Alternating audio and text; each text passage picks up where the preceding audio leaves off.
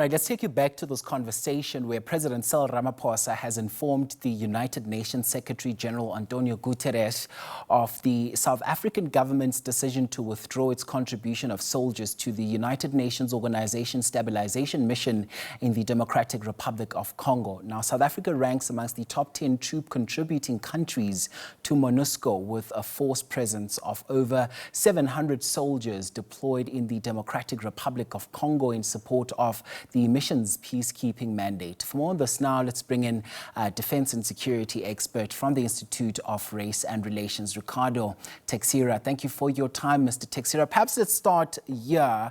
Is South Africa's withdrawal from Monusco best understood as a tactical decision, or does it signal a broader retreat from UN peacekeeping as a whole? I think it's a bit of both. If we look at this mission, we've been there since 1999. Okay, we've been there 27 years. In fact, since I believe 2013, we've been there under the Force Intervention Brigade, which is a Chapter 7 offensive mandate under the UN, one of the longest running ones. And South Africa then in 2014 had great success under the Force Intervention Brigade in expelling M23 from the country in the Battle of Kibati. But we then hung on for another 12 years, and we saw what happened last year when M23 came back and captured Goma again.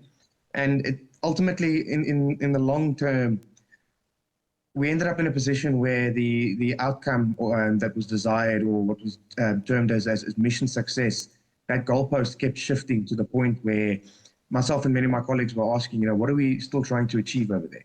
We were in the DRC longer than America was in Afghanistan. At what point were we going to say we've done what we could and we've done, there's nothing more we can do? And it seems we've gotten to that position.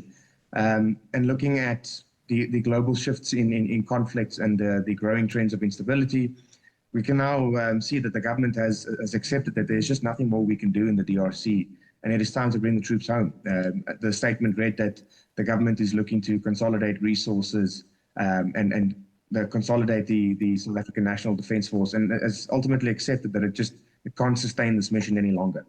And this is a move that has, sent tongues wagging at this particular point in time.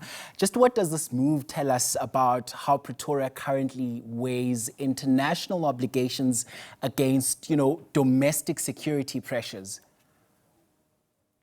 I think it's an acceptance that, yes, we do have regional obligations, but the SANDF just cannot sustain it anymore. The logistical capacity is not there. Whatever we were trying to achieve is just not possible anymore.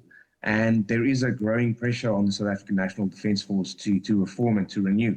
So I, for one, do welcome this decision to withdraw. I think the rotation that occurred in December was a bad move. It happened without parliamentary oversight. The Joint Standing Committee on Defence was not informed that the troops were deploying until they'd already deployed. They did not get to see the troops prior to the deployment. So that this is an acceptance of the reality that we just do not have the capacity to sustain this mission. And if we're going to do anything with our defence force, the first thing we need to do is to consolidate, to bring all the troops home, bring all the equipment home, see what we've got, and to begin the rebuilding process. Now, the best time to have done this would have been 10 years ago when we did the 2015 Defence Review, and we've been stuck on the first tenant, which is arrested the client. So to be doing this now, again, in my opinion, is better late than never. And interestingly, now conversations are also moving towards finding out the effectiveness of Monusco itself, because it has been highly criticized for not being able to bring about stability within Eastern DRC. Is South Africa effectively voting with its feet at this moment? I would say so, yes. I mean, we saw the result of SAMI DRC in the Second Battle of Goma, where M23 was able to capture Goma and has since carried on capturing areas around the Lake Kivu region. So we can clearly see that the era of peace and stability in the DRC is coming to an end. What we were trying to achieve has not been achieved. So again, what is there left to do? Why continue deploying? Yeah, and I think now also conversations are moving towards the consequences on the ground and what this ultimately means. Just how exposed, do civilian populations become as experienced contingents like South Africa begin to withdraw at this stage? I think there is going to be a consequence, and we are going to see that consequence in the flowing of migrants and refugees out of the region, possibly quite a few will come here to South Africa. We are a destination for a lot of refugees from the region, that they feel safe here and that they can find some asylum and some refuge. So we are going to see that consequence. But the region itself is also going to see it. There will possibly be people going towards Uganda, Tanzania, Zambia, and of course here as well. So this is the consequence of what has happened. We were unable to stabilize the region and unable to enforce peace. And now with the migrant flows and the growing instability, of course, we are going to see these consequences quite clearly in the coming months and years. Just what sense are you getting, Mr. Teixera? Because much has been said, especially when we look at the UN peacekeeping, which many have said is now at crossroads. Do you think this decision is symptomatic of a wider crisis, especially when we look at UN peacekeeping, which is underfunded, which is overstretched and politically constrained? I think, yeah, it is a broader trend. I mean, if we look at the mission in Mali, that fell apart. The mission in Central African Republic, that fell apart. Sudan, we deployed under the UN to Sudan in the mid to late 2000s, up to about 2009.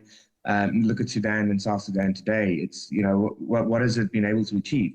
And I think part of the problem there is that, we're still referring to this mission to the DRC as peacekeeping. But as I said, they had an offensive mandate. This was a peace enforcement operation. It was not one of patrols and handshakes. This was one where the goal was to eliminate rebel groups in the eastern DRC and to restore order, and we failed to do so. And I think this is quite an indictment on the larger picture of UN missions in Africa, and I think it's going to be quite some time before any such missions are authorized again, and before anyone has any belief that they're going to be able to do anything again. Which is exactly what I'd like for us to now, move on to the broader implications for South Africa. Do you get a sense that perhaps South Africa might lose its credibility, especially when we look at its withdrawal at this particular stage? Look, I think our credibility was deeply damaged in the January of 2025 when the Second Battle of Goma happened and we failed to stop M23 from capturing Sake and Goma. I think right there, at that point, we'd been in the DRC for 26 years and we kicked M23 out of the country in 2014. So the result of that battle deeply damaged not only South Africa's military credibility, but the United Nations and SADC as well. And as a result of that, plus the military exercises that happened in January, Exercise War for Peace, I think South Africa's military credibility is at an all-time low. We must remember that the troops under SAMI DRC that were confined to their bases and held captive by M23, that was the first time something like that happened to South African troops since World War II. And it was the first time that happened to troops under non-state actors. So I think South Africa's military credibility is deeply damaged and it's going to take decades to recover. And I hope that is the plan that the government has at the moment, is to bring home, to consolidate and to rebuild. Because if the plan is just to bring home and pretend everything's fine, then I think we're in a lot deeper trouble. And finally, this is a moment that also forces Africa itself to introspect, and look at how it works around conflict management. How would we be able to move around such conversations? Well, South Africa wants to continue seeing itself as a regional actor, regional hegemon with security responsibility in the region. The only way we're going to be able to move forward and maintain that is for the government to reassess their ambition, to realize, okay, we want to be this big player on the international stage, but our military credibility and our operations at home have fallen apart. If we want to maintain that level of status and ambition, then we are going to have to take a serious look in the mirror, rebuild our military, and take the time to do so properly with a plan, with appropriate funding, and to accept that this is not something that's going to change in a year or 2 years. It's going to take a decade to fix this. And in that decade, we are going to have to say we can't deploy. We are going to have to focus on our own borders and our own capabilities before we can start reaching out in the region once more. I must thank you so much for your time and insights. That's defense and security expert from the Institute of Race Relations, Ricardo Teixera, joining us to weigh in on that matter. Thanks so much for that.